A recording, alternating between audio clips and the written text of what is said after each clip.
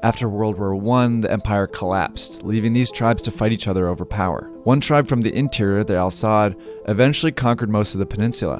In 1932, they were recognized as the Kingdom of Saudi Arabia. 6 years later, massive oil reserves were discovered in Saudi Arabia, and in an instant the Saudi monarchy was rich. That oil money built roads and cities all around the desert country, and it helped forge an alliance with the US. On the eastern side of the Persian Gulf, another country was emerging, but having a much harder time. Iran also had massive oil reserves and an even bigger Muslim population, but constant foreign intervention was creating chaos. Since the 18th century, Iran had been invaded by the Russians and the British twice. In 1953, the US secretly staged a coup, removing the popular Prime Minister Mohammad Mossadegh.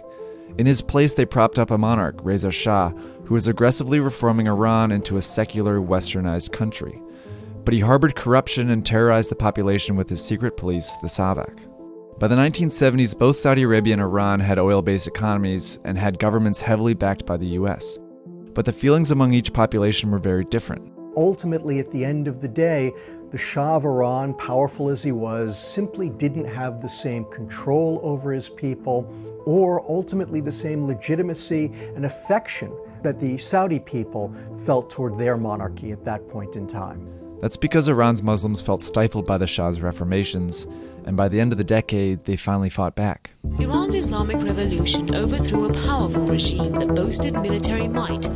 It's really in 1979, when Ayatollah Khomeini and the Islamic Revolution overthrow the Shah, that the real tension between Iran and Saudi Arabia began. Ayatollah Khomeini was a Muslim clergyman who preached against Western-backed secular monarchies. He advocated for a government that was popular, Islamic, and led by the clergy.